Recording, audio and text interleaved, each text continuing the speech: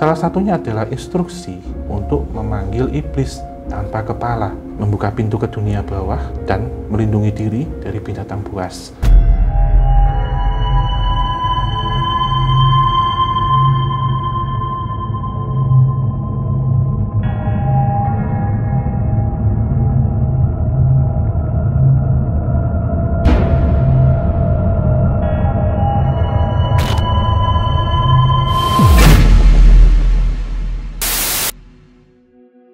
Assalamualaikum warahmatullahi wabarakatuh. Salam rahayu, rahayu, rahayu. Halo teman-teman semuanya. Kembali lagi dalam program Konon Katanya bersama saya Om Hao. Pada kesempatan kali ini akan membahas tentang sihir-sihir yang ada di dunia. Keberadaan sihir tampaknya sudah ada sejak lama. Bahkan jauh sebelum umat manusia mengenal tulisan. Bayangin, jika kehidupan umat manusia selalu berdampingan dengan kekuatan sihir. Hal ini tentunya memang sudah ada sejak lampau, sejak sangat lama, bahkan sebelum peradaban-peradaban besar itu dimulai. Dan keberadaan ataupun entitas dari ilmu sihir itu masih berdampingan dan ada di era modern bahkan sampai detik hari ini. Seperti kita ketahui bahwasanya ilmu-ilmu sihir yang ada di hal-hal negatif ataupun ilmu hitam itu seperti tentang telu, santet ataupun pelet yang sangat-sangat familiar dengan kehidupan kita yang ada di Nusantara pada kehidupan modern saat ini. Lantas, apa sih yang dimaksud dengan sihir jika ada satu pertanyaan? Keberadaannya itu sendiri memang sering dipakai ya untuk ritual-ritual tertentu atau hal-hal yang bersifat dengan magis, spiritual, dan bahkan supranatural. Sehingga ilmu sihir selalu memiliki kekuatan magis dan supranatural. Dan orang yang mengamalkan tentunya orang yang memiliki kemampuan dan tujuan tertentu yang berkaitan dengan hal-hal metafisika. Mungkin yang langsung terbayang di pikiran kita adalah seperti adegan di film-film sihir terkenal. Sebut saja Harry Potter, kemudian The Lord of the Rings, dan masih banyak lagi. Film-film sihir itu boleh saja kita sebut sebagai cerita fiksi. Tetapi perlu kalian ketahui bahwasanya kekuatan sihir itu benar-benar ada dan terbukti dengan ditemukannya kitab sihir yang ada di belahan dunia.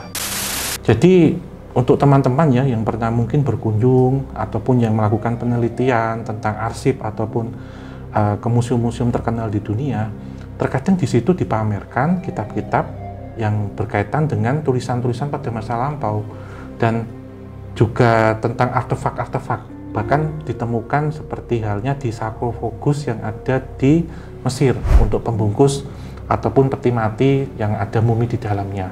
Itu terkadang ada tulisan-tulisan dari huruf hieroglif ya yang memuat tentang mantra-mantra ataupun sihir.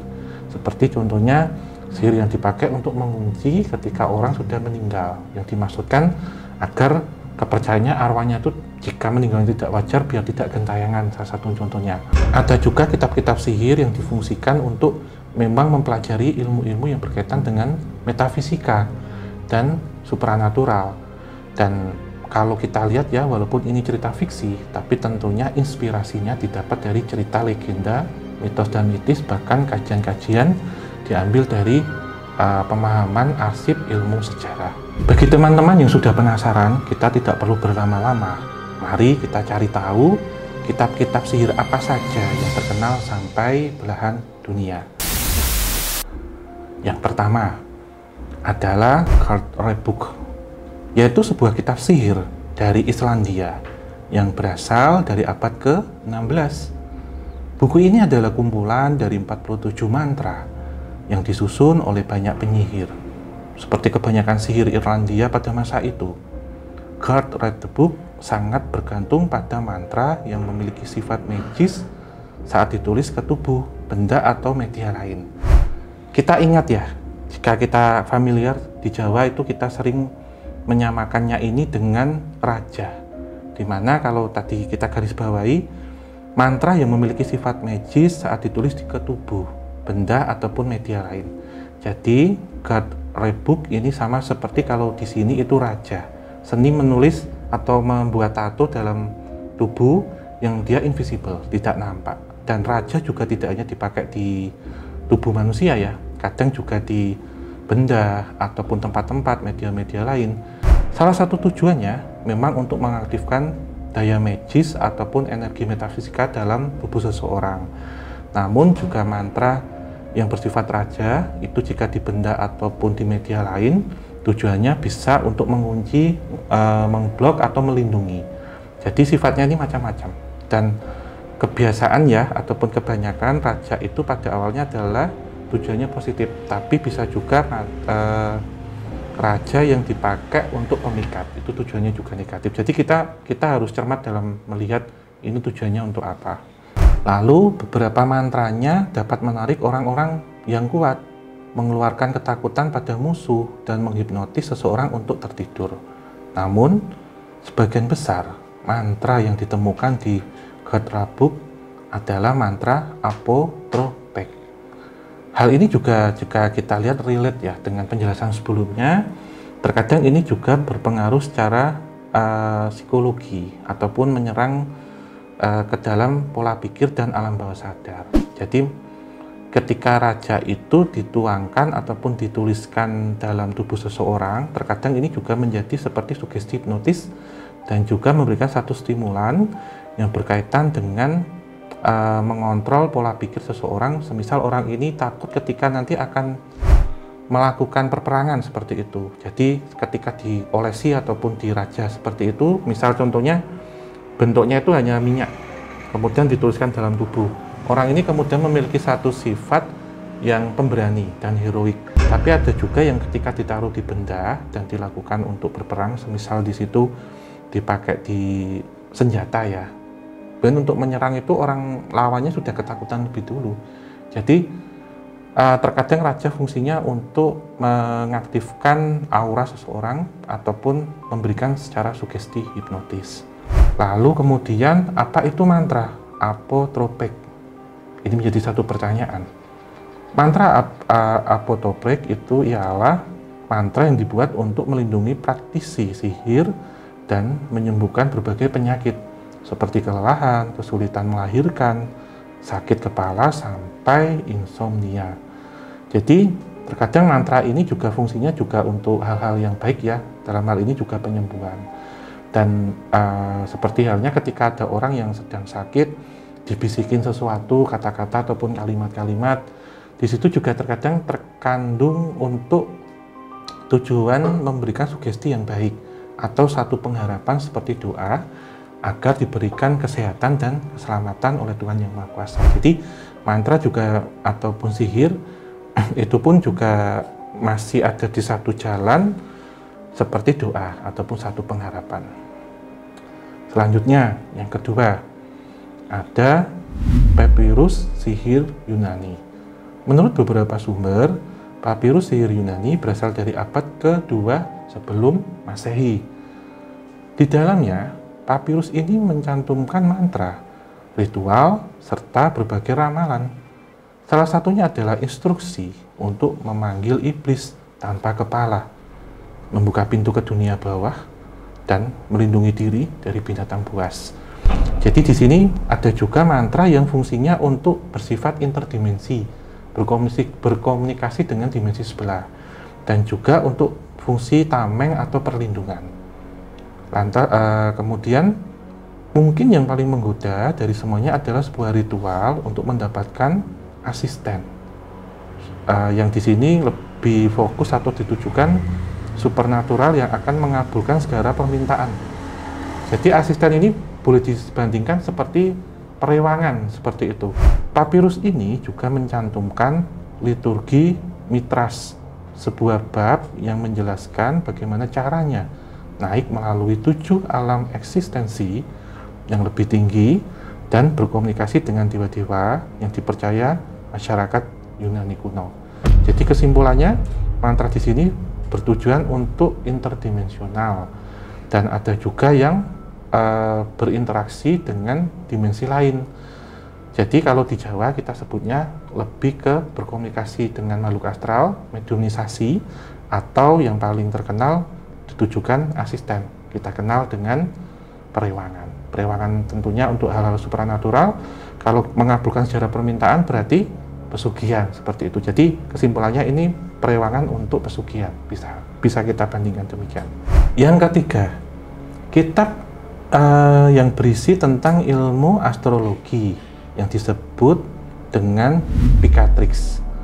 Awalnya ditulis dalam bahasa Arab dan berjudul Ghayyat al-Hakim. Buku ini mencakup 400 halaman tentang teori astrologi serta mantra untuk menyalurkan energi okultisme dari planet dan bintang untuk mendapatkan kekuatan serta pencerahan. Ya, kalau tentang dunia astronomi ataupun astrologi itu sudah ada berabad-abad lampau, bahkan beribu-ribu tahun yang lalu. Orang pada waktu itu memang menggunakan astrologi untuk seperti halnya satu referensi yang berkaitan untuk karir, kemudian musim tanam, bahkan jodoh, kesehatan. Jadi seperti kalau di Jawa itu perhitungan astrologi yang mengarah ke weton. Jadi di sini lebih diperuntukkan berkaitan dengan penanda atau yang disebut dengan ilmu titen, lebih tepatnya demikian, berdasarkan peredaran bulan, matahari, dan benda-benda langit. Dan astrologi juga kemudian mengarah pada kesehatan itu juga bisa. Nah, mantra-mantra di sini dipakai untuk menyalurkan satu energi yang disebut okultisme. Lantas menjadi satu pertanyaan, apa itu okultisme? Okultisme adalah kepercayaan kepada kekuatan gaib yang dapat dikuasai manusia. Jadi di sini lebih ke pengendalian ataupun interaksi yang lebih ke penguasaan atau pendekatan. Dan di mana kekuatan-kekuatan gaib itu nanti dipercaya bisa membantu dalam kehidupan keseharian manusia itu sendiri. Yang keempat, kitab Arbatel de Magia Veterum yang disusun pada akhir abad ke-16. Arbatel de Magia Veterum ialah sebuah buku yang berisi nasihat spiritual dan kata-kata mutiara. Buku ini mungkin terlihat seperti sebuah buku motivasi namun berbau mistis yang menekankan pentingnya beribadah, berpikir positif, dan menggunakan sihir itu untuk membantu orang lain. Jadi lebih seperti magis religius ya. Kalau di Tanah Jawa sering kita kenal ada beberapa kitab-kitab seperti Serat Centini seperti itu. Jadi memuat tentang hal-hal yang berkaitan dengan segala aspek kehidupan manusia, tapi tidak lepas dengan dinamika kehidupan metafisika. Kemudian yang kelima adalah kitab Pseudo Monarchia Daemonum. Kata-kata terakhir ada demonnya, yang ditulis oleh seorang dokter dan demonologis abad ke-16. Johann Weyer. Ia sangat terinspirasi oleh gurunya yang juga seorang okultis Jerman, Heinrich Cornelius Agrippa. Buku ini sangat menentang persekusi sihir yang dilakukan di masa lampau. Sigmund Freud bahkan memujinya sebagai salah satu buku terpenting sepanjang masa. Pseudo Monarchia Daemonum adalah sebuah katalog yang berisi tentang profil 69 iblis tingkat tinggi, spesialis mereka, dan juga metode penyiksaan mereka. Jadi seperti halnya eksorsisme, dan juga kalau ada juga itu seperti pembersihan atau diruqyah seperti itu. Dan hal ini memang untuk menetralisir ketika jiwa-jiwa ataupun individu-individu tersebut dalam kuasa makhluk astral yang di sini bersifat negatif dan tentunya membawa dampak yang negatif pula. Mengutip dari buku A History of Madness in the 16th Century Germany, beberapa di antara adalah Naberius, iblis yang sering muncul dalam bentuk burung gagak atau raven, Voras yang dapat menemukan harta karun, Hagenti yang dapat mengubah air menjadi anggur, dan Eligos yang dapat melihat ataupun menerka masa depan seperti perang dan nasib para tentaranya. Nah, kalau kita lihat ini yang terakhir ini menarik ya, itu lebih ke prekognisi ataupun kitab-kitab nujum. Di Nusantara ataupun di Tanah Jawa kita sangat terkenal sekali yaitu Jongko Joyoboyo. Jadi kalau kita ambil ya, kita membandingkan sebenarnya satu studi banding bahwasanya di dunia itu semua yang ada di Nusantara atau di Tanah Jawa ini semuanya ada sampai di poin ini, seperti untuk penyembuhan, untuk raja, untuk pembersihan, pengusiran, kemudian penyembuhan, dan bahkan di sini untuk prekognisi ataupun memprediksi atau melihat masa depan, gampangnya demikian. Lalu tanggapan dari Weir, bagaimanapun adalah seorang Kristen yang taat. Tak heran kalau beliau menulis buku ini dengan sangat hati-hati dan teliti. Dia bahkan menghilangkan beberapa detail penting yang dari ritual yang ada di dalamnya, serta memperingatkan mereka yang membaca.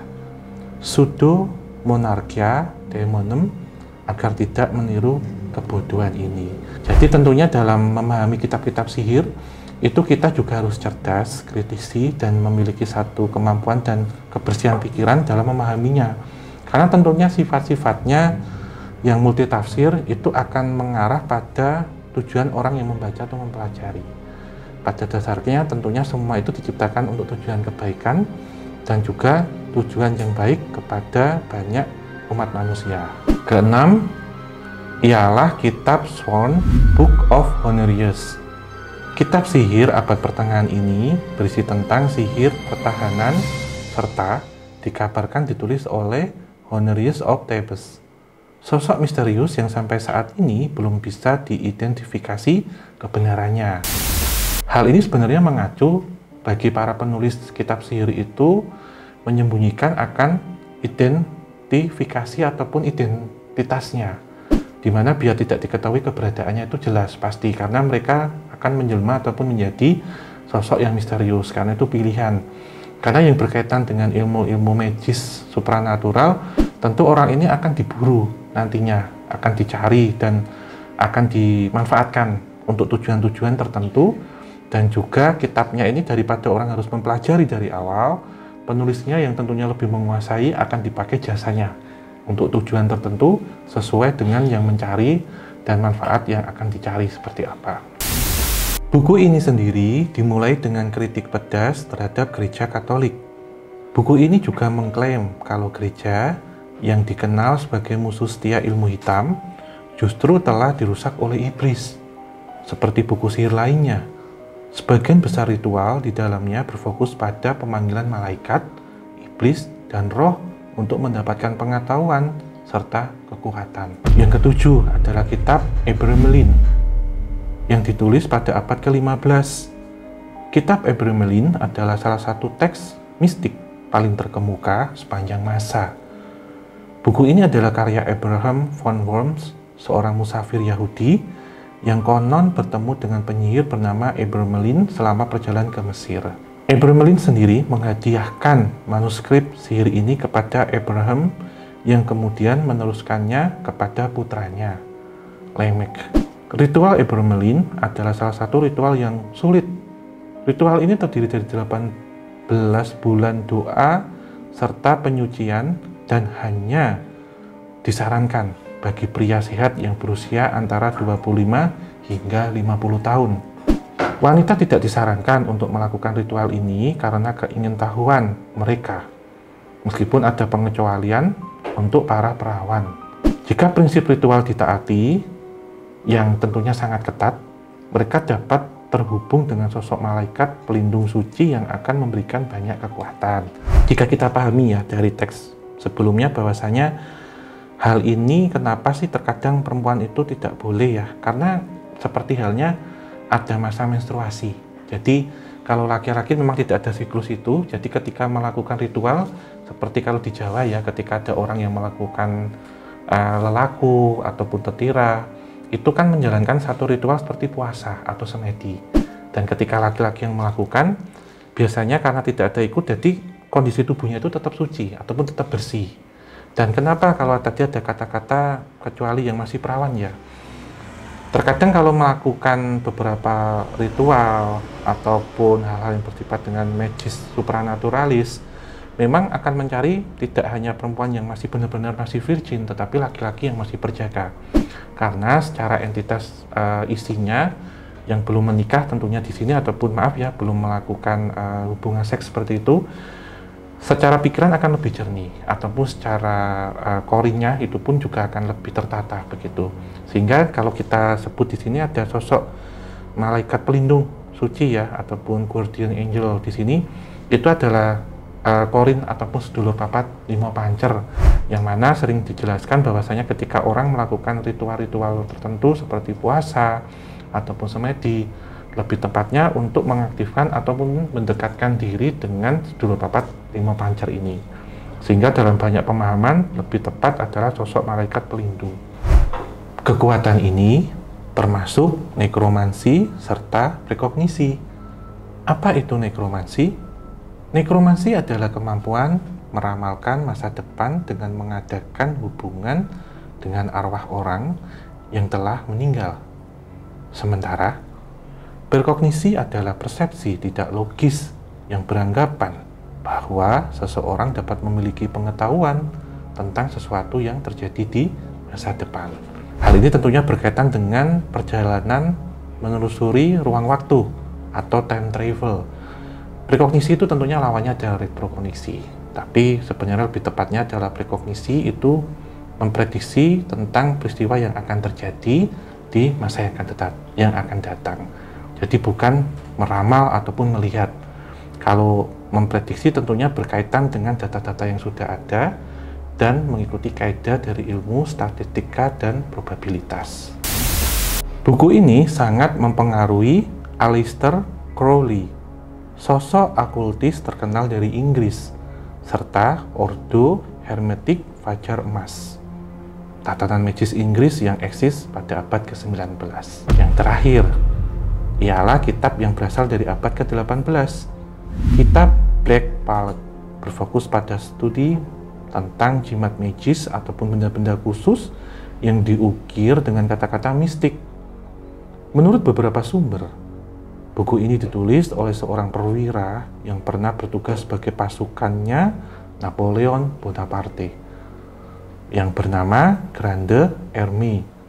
Hermé mengaku telah bertemu dengan seorang penyihir saat melakukan ekspedisi ke Mesir. Akan tetapi, kalian bisa bayangin tidak bagaimana jadinya kalau kitab Black Palette yang ditulis oleh pasukan Napoleon Bonaparte akhirnya bisa sampai di tanah Jawa. Hal ini tentunya mungkin ya, karena kita ketahui bahwasanya di masa pendudukan Herman Willem Daendels pada kurun waktu 1808 hingga 1811 itu memang sedikit ada campur tangan keberadaan dari negeri Prancis yang ada di tanah Jawa. Tapi tidak berhenti sampai di situ saja. Apa jadinya jika kitab sihir Black Palette itu ternyata membawa malapetaka bagi kaum pribumi? Semua itu bisa kalian temukan dalam buku kami yang terbaru, yaitu Sihir Mesir di Tanah Jawa, yang akan segera terbit dalam kurun waktu dekat ini. Pokoknya pantengin terus ya semuanya yang berkaitan dengan parfum kisah Tanah Jawa untuk mendapatkan info terupdate seputar buku Sihir Mesir di Tanah Jawa. Terima kasih Sobat Javanika yang sudah menyaksikan konon katanya dari awal hingga akhir, dan insya Allah kita akan berjumpa pada sesi berikutnya. Dan kami, saya mewakili dari teman-teman dari kisah Tanah Jawa, mohon maaf jika ada salah kata ataupun salah sikap. Dan tentunya jangan lupa untuk memiliki buku terbaru dari kami, yaitu Sihir Mesir di Tanah Jawa. Happy weekend dan salam rahayu bagi kita semuanya. Wabillahi taufik wal hidayah. Wassalamualaikum warahmatullahi wabarakatuh.